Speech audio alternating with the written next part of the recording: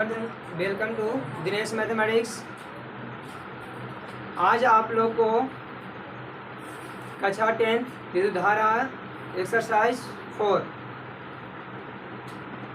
पढ़ाने जा रहे हैं, जिसमें हम इससे पहले वाला वीडियो में हम आप लोगों को विद्युत धारा, विद्युत विभव, आवेश, सुचालक और कुचालक के सभी के बारे में बता चुके हैं। आज मेरा क्लास रहेगा विभवांतर से। विभवांतर क्या है? आज के क्लास में हम देखेंगे विभवांतर है क्या है, विभवांतर कहते किसको हैं। ठीक है, चलिए क्लास की ओर चलते हैं अब हम लोग। देखिए विभवांतर को डिफाइन कैसे करेंगे। यहाँ पर आप बोल सकते हैं विभवों का अंतर को विभवांतर कहते हैं, लेकिन अगर अच्छे से डिफाइन करना होगा तो ये सही नहीं होगा। हम क्या बोल सकते हैं, एकांक घन आवेश को एक बिंदु से दूसरे बिंदु तक ले जाने में जो कार्य करना पड़ता है उसे हम लोग विभवांतर कहते हैं। क्या कहते हैं? विभवांतर। देखिए अच्छे से समझिएगा। मान लेते हैं ये मेरे पास कोई विद्युत क्षेत्र है, ये मेरे पास क्या है, विद्युत क्षेत्र। ऐसा कोई विद्युत क्षेत्र है ये, ठीक है। इसमें कोई एकांक आवेश है, ये एकांक आवेश है जो ए बिंदु पर है। कहाँ है? और हम इस एकांक आवेश को एक बिंदु से दूसरे बिंदु तक ले जाना चाहते हैं, यानी ए से बी तक ले जाना चाहते हैं। तो एकांक आवेश ये विद्युत क्षेत्र है, तो इसमें एक ही प्रकार का आवेश होंगे, या तो घन आवेश या तो ऋण आवेश। मान लेते हैं एकांक घन आवेश है और ये इस एरिया में भी एकांक घन आवेश है, सॉरी एकांक नहीं, घन आवेश ये भी है। तो ये चाह कर भी यहाँ तो आ नहीं सकता है, क्योंकि इसको आने नहीं देगा। यहाँ पर के जो भी घन आवेशित होंगे वो आने देंगे? नहीं आने देंगे। तो हम क्या करेंगे, इस बिंदु से इस बिंदु तक लाने में अलग से एक बल लगाना होगा इस पर, और बल लगाकर इसको उठा करके फिर हम यहाँ करेंगे। बल लगाकर इसको फिर क्या करेंगे, हम यहाँ कर दिया, स्थान बदल दिए ना। तो जब बल लगाकर स्थान में परिवर्तन करते हैं तो उसको हम लोग कार्य कहते हैं। क्या बोलते हैं? कार्य करें। तो अब हम डिफाइन कैसे करेंगे, ध्यान सुनिएगा। एकांक आवेश को एक बिंदु से दूसरे बिंदु तक ले जाने में जो कार्य करना पड़ता है उस कार्य को हम लोग विभवांतर कहते हैं। क्या कहते हैं? देखिए विभव में क्या हो रहा था, विभव में हो रहा था कि अनंत से एकांक घन आवेश को यहाँ तक ला रहा था, है ना। अनंत से यहाँ तक ला रहा था, तो ये विभव हो गया। लेकिन अब इसको उठा के कहाँ लाया जा रहा है? यहाँ लाया जा रहा है, यानी विद्युत क्षेत्र में ही एक बिंदु से दूसरे बिंदु में लाया जा रहा है। समझ में आ रहा ना। ये क्या था, विद्युत क्षेत्र के बाहर का बिंदु था, ये विद्युत क्षेत्र के बाहर का बिंदु था और ये विद्युत क्षेत्र का ही बिंदु है। तो यहाँ पर हमको अपने से काम, पूरा दूरी तक अपने से काम करना होगा। यहाँ से तो यहाँ तक आ सकता है, लेकिन यहाँ से यहीं तक ना आने में जो हमको कार्य करना पड़ता है। लेकिन अब यहाँ से यहाँ तक लाना है तो अपने स्वतंत्र रूप से जा सकता है, इसको पूरी तरह से यहाँ उठाना होगा, उठा करके यहाँ लाना होगा। तो यहाँ पर हम बल लगा रहे हैं ना, तो ये जो बल लगाकर स्थान में परिवर्तन कहते हैं उसको कार्य कहा जाता है। क्या कहा जाता है? तो वही कहा जा रहा है, एकांक आवेश को एक बिंदु से दूसरे बिंदु तक ले जाने में जो कार्य करना पड़ता है उसे हम लोग क्या कहेंगे, विभवांतर कहेंगे। अब मान लिया कि ये सी बिंदु है, ये सी बिंदु से यहाँ तक लाए तो यहाँ 6 वोल्ट का विभवांतर उत्पन्न हुआ। अब यहाँ से यहाँ तक लाने में, इसको यहाँ से यहाँ तक लाते, इसको जोड़ेंगे ना हम, यहाँ से यहाँ तक लाने में अब 10 वोल्ट का विभव उत्पन्न हो रहा है। कितना उत्पन्न हुआ? तो विभवांतर कितना हुआ, विभवों का अंतर कितना का हो गया, 4 का हो गया। क्योंकि यहाँ से यहाँ तक ई आया तो ज़्यादा कार्य करना पड़ेगा, यहाँ से यहाँ तक आया तो कम कार्य करना पड़ रहा है, करना पड़ रहा है ना। तो विद्युत विभवांतर किसे कहते हैं? विभवों का अंतर को विभवांतर कहा जाता है। तो एकांक आवेश को एक बिंदु से दूसरे बिंदु तक ले जाने में जो कार्य करना पड़ रहा है उसी को हम लोग क्या करें, ये यहाँ था अब यहाँ हो गया, यहाँ था से यहाँ हो गया, तो यहाँ पर विभवों में अंतर होगा ना, तब नहीं यहाँ से यहाँ उठ के यहाँ आया है कि नहीं। तो इसी को हम लोग विभवांतर कहते हैं। विभवांतर का एसआई मात्रक होता है वोल्ट। क्या होता है? वोल्ट होता है। तो VB माइनस V1 होता है। क्या होता है? VB minus VA। तो यहां देख लिए, इसको हम लिख रहे हैं VBA लिख सकते हैं। इसको पूरा क्या लिख सकते हैं? VBA लिख सकते हैं। ठीक है, देखिए A से B की ओर हम गतिशील कर रहे हैं। आपके बुक के चित्र में दिया हुआ इस प्रकार से, यहाँ B है, यहाँ A है ना। तो इस ओर गति किया है, तो वहां लिखा होगा आपको V बराबर VA माइनस VA नहीं, VA माइनस VB। तब हम लिख सकते हैं VAB बटा Q। VAB बटा, यहाँ हम क्या लेंगे, लेकिन यहाँ मेरा उल्टा है, A से B की ओर जा रहा है जी। तो A से B की ओर, तो B माइनस A लिखाएगा। तो हम लिखेंगे VBA बटा Q। ये हो गया विभवांतर निकालने का सूत्र। क्या हो गया? विभवांतर ऐसे निकाला जाता है। क्लियर हो गया विभवांतर ना। अब हम लोग देखेंगे आवेशों का प्रवाह। आवेशों का प्रवाह किस से किस ओर होता है? विभवों का अंतर कार्य करना पड़ रहा है ना। तो कार्य के लिए W लिख दिया है, मिस्टेक से हम V लिख दिए थे। कार्य के लिए W ही ना लिखाएगा, कार्य न करना पड़ रहा है यहाँ से लगाने में। तो कार्य के लिए W आता है। ठीक है, तो विभवांतर के एसआई मात्रक वोल्ट और विभव का भी एसआई मात्रक वोल्ट होगा। क्लियर है?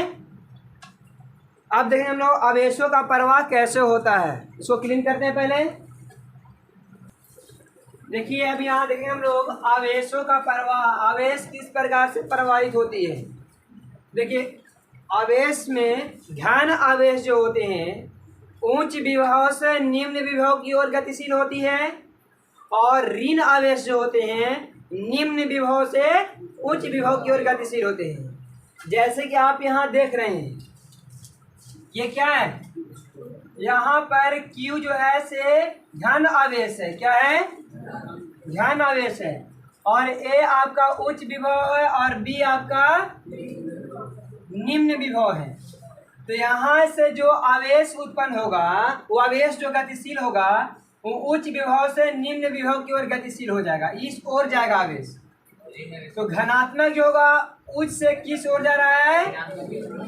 निम्न की ओर जा रहा है। तो हम बोल सकते हैं कि घन आवेश उच्च विभव से निम्न विभव की ओर गतिशील होती है। तथा यहीं देख लीजिए कि ऋण आवेश जो होती है, कौन? ऋण आवेश निम्न विभव से उच्च विभव की ओर गतिशील होती है। किस ओर हो जाएगी? यानी ऋण आवेशित यानी इस ओर आएगी। समझ में आ गया ना। तो निम्न विभव से उच्च विभव की ओर, इसको याद रख लीजिएगा। ऑब्जेक्टिव या अति लघुत्तरीय प्रश्न ये पूछा जा सकता है। ठीक है, कि घन आवेशित कण किस दिशा से किस दिशा की ओर गतिशील हो सकती है, किस ओर गतिशील होगी? तो बोले उच्च विभव से निम्न विभव की ओर। अगर ऋण पूछेगा तो निम्न विभव से उच्च विभव की ओर। क्लियर है? देखिए एक उदाहरण द्वारा देख लीजिए कि हमेशा उच्च विभव से निम्न विभव की ओर गतिशील होता है। कोई भी कण उच्च विभव से निम्न विभव की ओर गतिशील होता है। यानी मान लिया जाए कि एक हम इस प्रकार से नली ले लेते हैं, इसको क्लीन करते हैं पहले ना। यहाँ देखिए ध्यान से आप, यहाँ पर पानी की मात्रा ज्यादा है, इसमें पानी की मात्रा कम है। इसको हम लोग उच्च विभव मान लेते हैं और इसको हम निम्न विभव मान लेते हैं। ठीक है, ये उच्च विभव, ये क्या है? निम्न विभव। ये पानी जो है से इस प्रकार से भर कर रखे, इसके द्वारा कस दिया गया है, तो ये रास्ता क्लोज हो गया है। पानी यहाँ से पार होगा, इसमें नहीं होगा। यहाँ तक तो आएगा लेकिन इससे पार नहीं होगा। अब आप बता सकते हैं पानी इसका भी यहाँ तक रहेगा ना। अब बता सकते हैं पानी इसका वाला इसमें जाएगा या इसका वाला इसमें आएगा। अगर इसको हम खोल देते हैं तो पानी इसका इधर जाएगा कि इसका इधर जाएगा? तो ये वाला जो पानी है कहाँ जाएगा? इस ओर का इस ओर का। कब तक जाएगा? जब तक कि दोनों का ऊंचाई बराबर ना हो जाए। इसका कमेगा, इसके ऊपर बढ़ेगा ना जी। और जैसे ही दोनों का ऊंचाई बराबर हो जाता है, पानी का ऊंचाई बराबर हो जाता है, तो पानी ना तो अब इधर जाएगा नहीं इधर आएगा जी। तो यहाँ पर क्या हो जाता है? फिर शांत हो जाता है। तो उसी तरह से अगर हम लोगों को करंट सप्लाई करना होगा किसी भी तार में, तो उच्च विभव से निम्न विभव की ओर होगा। किधर होगा? अगर दोनों का विभव, दोनों किनारों का विभव सेम हो गया, किसी चालक तार है, सपोज कि ये चालक तार है, ये क्या है? ऐसा चालक तार है। इस चालक तार के दोनों छोरों का विभव सेम है। विभव क्या है? इसका भी 6 वोल्ट है, इसका भी 6 वोल्ट है। दोनों का विभव क्या है? बराबर है। तब इसमें करंट सप्लाई नहीं किया जा सकता है, करंट को प्रवाहित नहीं किया जा सकता है। अब बताइए कि यहां से पानी प्रवाहित होगा किसी ओर? जब दोनों ओर ऊंचाई सेम हो जाए पानी, तो पानी या इधर से इधर या इधर से इधर जाएगा नहीं। तो उसी तरह से विभव में जब तक अंतर नहीं पाया जाएगा, तब तक किसी भी तार से या किसी भी चीज से, किसी भी पदार्थ से धारा को प्रवाहित नहीं किया जा सकता है। धारा को प्रवाहित नहीं किया जा सकता है। क्लियर है? देखिए, अब हम लोग को पढ़ना है सेल या बैटरी। क्या पढ़ना है? सेल किसे कहते हैं? सेल एक ऐसा युक्ति है जो अपने अंदर हो रहे रासायनिक अभिक्रिया द्वारा सेले को दोनों इलेक्ट्रोडों के बीच विभवांतर को बनाए रखती है। देखिए, मान लिया जाए कि आपका सेल है सर, है ना,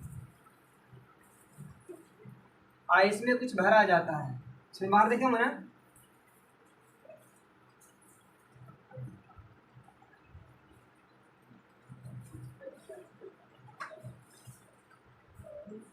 ये हल्का सा ऐसा उठा हुआ रहता है, देखिए इसको प्लस और इसको माइनस करते हैं। तो इनमें और से पदार्थ भरे होते हैं, अन्य पदार्थ, और इसमें एक छोटा सूखा सेल हम बनाए। क्या बनाए हैं? तो सेल होता क्या है? सेल कहते किसको है? तो हम बोले सेल एक ऐसा युक्ति है जो अपने अंदर हो रहे रासायनिक अभिक्रिया के फलस्वरूप इनके बीच में रासायनिक अभिक्रिया होता है। इनके बीच में क्या होता है? इन रासायनिक अभिक्रिया के फलस्वरूप दोनों छोरों को, दोनों छोर में जो इलेक्ट्रोड लगे हुए प्लस और एक, इन दोनों के बीच के विभवांतर को हमेशा बनाए रखता है। हमेशा क्या करता है? बनाए रखता है। तो इसे हम लोग सेल कहते हैं। क्या बोलते हैं? सेल में जो भी अभिक्रिया था उसको रासायनिक अभिक्रिया कहते हैं। क्या बोलते हैं? अब किसी दिमाग में आ रहा है कि H2SO4 कहाँ गया? तो सूखा सेल में सल्फ्यूरिक अम्ल का प्रयोग नहीं होता है। सूखा सेल में सल्फ्यूरिक अम्ल का प्रयोग नहीं होता है। क्लियर है ना? तो इनके बीच में जो रासायनिक अभिक्रिया हो रहा है, इन रासायनिक अभिक्रियाओं के बीच में दोनों इलेक्ट्रोडों के बीच में विभवांतर को हमेशा बनाए रखता है, जिसके वजह से इसमें करंट निकलता है। क्या निकलता है? करंट निकलता है। मान लीजिए कि यहाँ पर बल्ब लगा दिए ऐसे हम,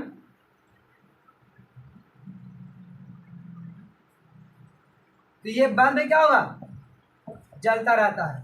इसमें रासायनिक अभिक्रिया होता है और इन रासायनिक अभिक्रियाओं के बीच में दोनों के बीच के विभवांतर को बनाए रखता है। और जब विभवांतर बनाया है तो यहाँ से इलेक्ट्रॉन आएगा ना जी, इलेक्ट्रॉन आएगा, किस हो जाएगा?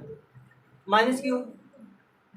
यहाँ से धारा प्रवाहित हो रहा है, धारा कहाँ आएगा?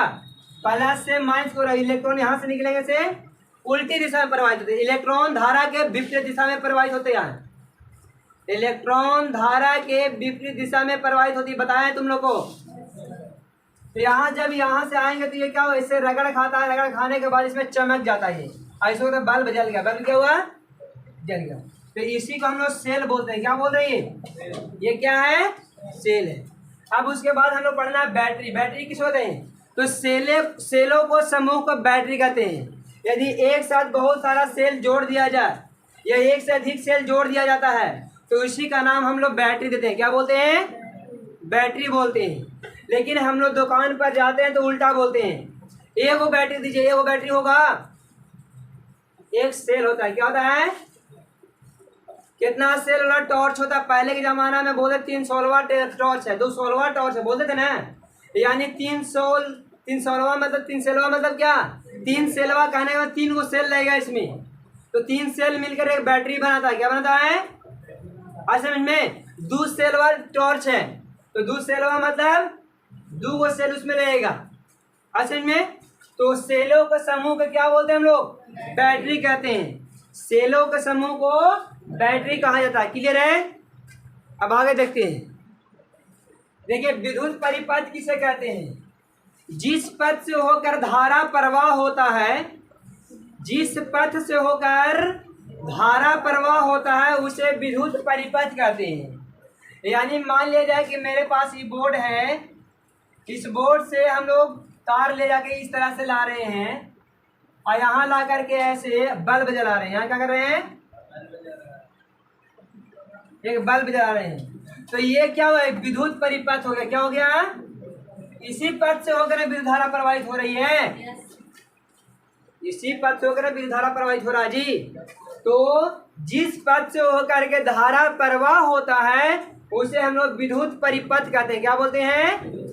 विद्युत परिपथ। एक होता है परंपरागत धारा। क्या है परंपरागत धारा? क्या है? देखिए यहाँ पर जो घन आवेश जो होते हैं ना, घन आवेश को जो दिशा होता है उसी दिशा को हम लोग धारा की दिशा बोलते हैं। इसी दिशा को क्या बोलते हैं? हम लोग क्या बोल रहे हैं यहाँ? प्लस इधर उस सीमा से निम्न सीमा की ओर जाता है, हम बताए थे, तो इस ओर गतिशील है। तो धारा भी इसी ओर में गतिशील कह रहे हैं। धारा इस ओर गतिशील है तो इसी को हम लोग परंपरागत धारा भी कहते हैं। इसको क्या बोलते हैं? परंपरागत धारा। अब अगला पॉइंट आ रहा है, परिपथ आरेख किसे कहते हैं? परिपथ आरेख किसे कहते हैं? तो विद्युत परिपथ में जितने भी उपकरण लगाए जाते हैं सभी उपकरणों को एक आरेख द्वारा सूचित किया जाता है। सभी उपकरणों को या यंत्रों को एक आरेख द्वारा सूचित किया जाता है। उन्हीं आरेखों को परिपथ आरेख कहते हैं। क्या बोलते हैं? परिपथ आरेख। अब हम लोग परिपथ आरेख देखेंगे क्या क्या होता है। समझ में आ रहा है ना? जैसे बैटरी लगा हुआ था, बैटरी के लिए देखो ये आ गया, ये परिपथ आरेख होगा। क्या हो गया? अब बैटरी हम ऐसे लगाते रहे, इधर प्लस हो गया, इधर माइनस हो गया, है ना। फिर इसमें जोड़ दिए प्लस वाला को, इधर माइनस हो गया, फिर इसमें जोड़ दिए प्लस वाला को, ऐसे बनाते रहे तो ये थोड़ा डिफिकल्ट हो जाता है। ये क्या होता है? लेकिन इसी को एक आरेख द्वारा सूचित किया जाता है। इसी आरेख को परिपथ आरेख कहते हैं। ये देखिए बैटरी लग गया, ये बैटरी लग जा रहा है, लग रहा है ना। तो यही क्या है आपका? ये बैटरी हो गया। तो इसको हम लोग बोलते हैं परिपथ आरेख बोलते हैं। क्या बोलते हैं? अब हम लोग विभिन्न प्रकार के परिपथ आरेखों के बारे में देखेंगे। ठीक है, इसको क्लीन कर दें। तो ये स्क्रीनशॉट लीजिए। देखिए विद्युत परिपथ में विभिन्न अवयवों के लिए उपयोग में आने वाले प्रतीक, और भी आगे नहीं लिख पाए हैं, दिखाई नहीं देगा इसके लिए। चलिए देखिए, पहला सेल है। सेल को हम लोग इसके द्वारा सूचित करते हैं। देखिए ये वाला इसका प्रतीक, सेल का संकेत ये हो गया। ठीक है, बैटरी होगा। देखिए एक सेल, दो सेल, 3 को सेल लगा हुआ है ना, तो 3 सेल को जोड़ दीजिए, क्या बन गया? बैटरी बन गया कि नहीं बन गया? ये बैटरी का प्रतीक हो गया। जोड़ने वाला तार, तार जो हम लोग जोड़ते हैं ना, एक ये यहाँ से क्या बोर्ड से निकल गया ऊपर में, इसके लिए संकेत देखिए ये वाला रहेगा कि ये क्या है? तार जोड़ने वाला है। उसके बाद तार संधि, तार हम लोग एक क्या करते हैं, एक तार से दूसरे तार को जोड़ते हैं, तो उसका संकेत देखिए ऐसा रहेगा। यानी कहने का मतलब कि तार ऐसे गया, यहाँ पर जोड़ दिया गया, यहाँ पर क्या है? तार जोड़ा हुआ है। ठीक है, उसके बाद खुली प्लग कुंजी, यानी प्लग क्या होता है? प्लग खोजते और निकालते हैं ना, तो जो निकाला हुआ रहता है उसके लिए लिखा, देखिए ये संकेत होता है। अभी प्लग नहीं लगा हुआ है, यानी करंट सप्लाई नहीं हो रहा होगा, करंट सप्लाई, उसके लिए ये संकेत है।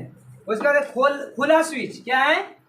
यानी स्विच ऑफ है, स्विच क्या है अभी, तो इसके लिए संकेत देखिए ये वाला है। ठीक है, उसके बाद बंद प्लग कुंजी, बंद कब होगा? जब इसके में एक बिंदु लग जाएगा ना, तो समझिएगा दोनों एक दूसरे से ज्वाइंट है, दोनों एक दूसरे क्या है? यानी धारा प्रवाहित हो रहा है, करंट सप्लाई हो रहा है, इसको बोलते हैं बंद प्लग कुंजी। क्या बोलते हैं? बंद प्लग कुंजी। उसके बाद बिना संधि के तार क्रॉसिंग, बिना तार जोड़े हुए हम लोग पार करते हैं ना, तो उसको बोलते हैं बिना संधि के तार क्रॉसिंग, बिना तार से जुड़े हुए हम लोग तार क्रॉसिंग करते हैं। संख्या देखिए वाला होगा, इसका मतलब जोड़ेगा कि यहाँ पर तार का ज्वाइंट नहीं किया हुआ है, तार सिर्फ आर पार किया हुआ है, तार सिर्फ आर पार किया हुआ है। अब आगे देखिए, और देखिए खुला स्विच रहेगा तो समझिए कि यानी ऑन, स्विच ऑन किया हुआ रहता है, तो उसके लिए देखिए ये संकेत रहेगा, ठीक है, ये दोनों जुड़ा हुआ है। बंद स्विच है ना, बंद स्विच में क्या होगा, ये दोनों क्या होगा, जुड़े रहेंगे, ठीक है। और खुला स्विच में थोड़ा सा ऊपर रहता है, थोड़ा क्या रहता है, यानी इससे ये कनेक्ट नहीं होता, जब कनेक्ट हो जाएगा तो करंट सप्लाई होने लगेगा ना, तो ये हो गया बंद स्विच और वो था क्या, खुला स्विच। आगे में बल्ब, जो बल्ब लगा रहता है उसका संकेत देखिए इस प्रकार से होता है, ठीक है। अब देखिए एमीटर, एमीटर जो होता है वो ए लिख करके इस प्रकार से होता है, तो समझिए कि ए मीटर लगा हुआ है, उस उपकरण में क्या लगा हुआ है, ए मीटर का प्रयोग कहाँ होता है, धारा मापने में। क्वेश्चन पूछा जा सकता है धारा किस यंत्र द्वारा मापा जाता है, तो बोले ए मीटर, और धारा का एसआई मात्रक क्या होता है, एम्पियर होता है, धारा का एसआई मात्रक एम्पियर। इसे धारा को आई द्वारा सूचित किया जाता है, धारा को आई द्वारा सूचित किया, 5 एम्पियर लिखा हुआ है, मतलब समझना है कि 5 एम्पियर की धारा प्रवाहित हो रहा है, ठीक है। एम्पियर को भी ए द्वारा सूचित करते हैं। और एम मीटर से क्या मापते हैं, धारा मापते हैं, क्या मापते हैं, और वोल्ट मीटर, वोल्टेज मापने के लिए वोल्ट मीटर का प्रयोग किया जाता है। वोल्टेज मापने के लिए स्टेबलाइजर में देखे ना आप लोग, देखो इतना वोल्टेज आ रहा है तो क्या लगा हुआ उसमें, वोल्ट मीटर लगा हुआ है, क्या लगा हुआ है, तो ये आपका V से सूचित किया जाता है, क्या जिसे, इसका प्रतिरोध, प्रतिरोध मतलब रुकावट उत्पन्न करने वाला, प्रतिरोध का मतलब क्या होता है, रुकावट उत्पन्न करने वाला, तो प्रतिरोध देखिए इसके द्वारा सूचित किया जाता है। तो ये है परिपथ में उपयोग होने वाला विभिन्न उपकरणों का संकेत, इसको याद करिए। ये देखिए क्वेश्चन में पूछा जा सकता है, कोई भी एक क्वेश्चन में आएगा ही, बोर्ड के एग्जाम में एक न एक क्वेश्चन आएगा ही, इसको आप लोग उतार लीजिए, स्क्रीनशॉट ले लीजिए। विद्युत धारा की प्रबलता से आप क्या समझते हैं, तो होता क्या पहले समझिए। देखिए ये है तार आपका, ये कोई चालक तार है, ये क्या है, कोई चालक, ये अनुप्रस्थ काट है, ये क्या है, अनुप्रस्थ काट मतलब समझ में आता है, ये कोई चालक तार है, इस प्रकार काटे तो गोल आकृति बनेगा ना, इसी गोल आकृति को हम लोग अनुप्रस्थ काट का क्षेत्रफल बोलते हैं, क्या बोलते हैं, ये अनुप्रस्थ काट है, ये जो एरिया देख रहे हो अनुप्रस्थ काट का क्षेत्रफल कहलाता है, क्लियर है ना। तो हम क्या इसको डिफाइन कैसे करें, विद्युत धारा की प्रबलता से आप क्या समझते हैं, तो हम बोले किसी चालक तार में, किसी चालक तार में 1 सेकेंड में, कितना में, यानी इकाई समय में, हम लिख रहे इकाई समय में जितनी आवेश प्रवाहित होता है, जितना आवेश प्रवाहित होता है वही इसका प्रबलता कहलाता है, क्या कहलाता है, यानी प्रबलता कैपेसिटी जिसको हम लोग बोलते हैं, है ना। देखिए नहीं समझ में आया, क्या बोले, हम ये बोले कि विद्युत धारा की प्रबलता क्या है, प्रबलता कैपेसिटी, है ना, ध्यान समझिएगा। इकाई समय में, यानी कोई एक इकाई समय, 1 सेकेंड को इकाई समय बोलते हैं, 1 सेकेंड में जितना आवेश इसमें प्रवाहित होगा, जितना आवेश प्रवाहित होगा वही इसका विद्युत धारा की प्रबलता कहता है। आवेश को ही धारा बोलते हैं ना, जितनी धारा प्रवाहित होगा, ये समझ लो 1 सेकेंड में जितनी धारा प्रवाहित होगा वैसा क्या कहलाएगा, क्या कहलाएगा, अनुप्रस्थ काट की प्रबलता, समझ में आ गया ना, अनुप्रस्थ काट की प्रबलता कहलाता है, ठीक है। तो यहाँ पर कौन प्रवाहित हो, धारा, तो धारा बराबर धारा का मान क्या निकलेगा, Q upon T, Q upon क्या होता है, यानी इसमें कितना धारा प्रवाहित हो रहा है, तो कैसे निकालेंगे हम, 1 सेकेंड में जितना आवेश प्रवाहित हो रहा है वही से क्या है, प्रबलता है। अब ये प्रबलता डिपेंड करता है अनुप्रस्थ काट का क्षेत्रफल पर, अनुप्रस्थ काट का जितना ज्यादा क्षेत्रफल होगा उतना ही प्रबलता अधिक होगा, जितने ज्यादा क्षेत्रफल होगा उतना प्रबलता जैसे में इतना होगा तो क्या हो जाए, एकरा अपेक्षा में इतना चौड़ा जो रहेगा मुंह, उसमें ज़्यादा ना धारा प्रवाहित होगा तेजी से, ज़्यादा लोग ना जाएंगे। जैसे में एक मेरे पास दरवाजा है, ये दरवाजा की चौड़ाई इतना है और एक दरवाजा की चौड़ाई इतना है, तो बताइए 1 सेकेंड में इसमें ज़्यादा प्रवाहित, ज़्यादा लोग जाएंगे कि इसमें जाएंगे? जाहिर सी बात है कि ज़्यादा चौड़ा वाला में जाएंगे, है ना। तो ज़्यादा चौड़ा वाला में जब जाएंगे तो इसकी प्रबलता अधिक हो गई, इसकी प्रबलता कम हो गई। तो प्रबलता किस पर डिपेंड करता है? चालक तार के अनुप्रस्थ काट का क्षेत्रफल पर, चालक तार के अनुप्रस्थ काट के क्षेत्रफल पर यह डिपेंड करता है कि प्रबलता अधिक होगा कि कम होगा। क्लियर है ना? प्रबलता समझ में आया? किसी चालक तार के अनुप्रस्थ काट से 1 सेकेंड में जितनी धारा या जितना आवेश प्रवाहित होता है, जितना आवेश प्रवाहित होता है वह इसका क्या कहलाता है? प्रबलता कहलाता है। क्या कहलाता है? क्लियर है? अब देखिए, धारा का एसआई मात्रक होता है एम्पियर। धारा का एसआई मात्रक क्या होता है? एम्पियर होता है। क्या होता है? तो देखिए यहां पर हम लिख सकते हैं Q बराबर आई टी लिख सकते हैं। Q बराबर यहाँ आई भाग का घन का करेगा तो Q बराबर आई टी एक सूत्र होता है। क्या होता है? Q बराबर आई टी। आप ध्यान से देखिए, यहाँ पर इकाई समय तो 1 सेकेंड जब इसको ले लेंगे तो ये तो खत्म हो गया, तो Q और I दोनों क्या हो गया? बराबर हुआ ना कि नहीं हुआ? धारा का एसआई मात्रक एम्पियर होता है, याद रखिए ना। धारा का एसआई मात्रक क्या होता है? ये ऑब्जेक्टिव क्वेश्चन में पूछा जा सकता है या पूछा गया भी है बहुत बार, तो इसको याद रखिएगा आप लोग। धारा का एसआई मात्रक एम्पियर होता है। अब यहाँ पर 1 एम्पियर से क्या समझते हैं? 1 एम्पियर किसे कहते हैं?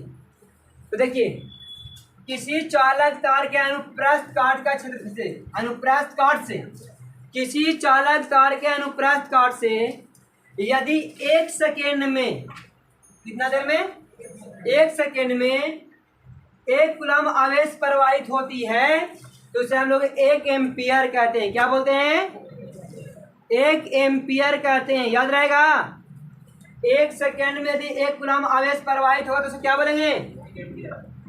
1 एम्पियर बोलेंगे। तो देखिए आई बराबर क्या होता है? Q upon T. तो Q का मान 1 कूलम और T का मान 1 सेकेंड। तो कूलम बाई सेकेंड को हम लोग एम्पियर बोलते हैं। कूलम बाई सेकेंड को क्या बोलते हैं? तो 1/1 को 1 ना बोलेंगे जी। अब कूलम बाई सेकेंड को क्या बोलेंगे? तो 1 एम्पियर हो गया। तो आप डिफाइन कैसे करेंगे?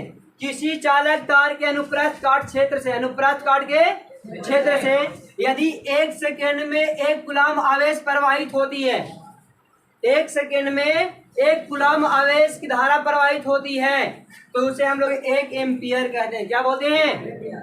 क्लियर है ना? 1 एम्पियर समझ में आ गया? आई होप कि आप लोग अच्छे से समझ में आ गया होगा।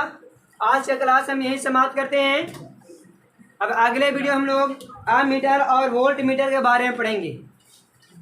अगर वीडियो अच्छे लगे तो मेरे यूट्यूब चैनल को सब्सक्राइब कर दें और अपने दोस्तों के पास शेयर करना ना भूलें। Thank you.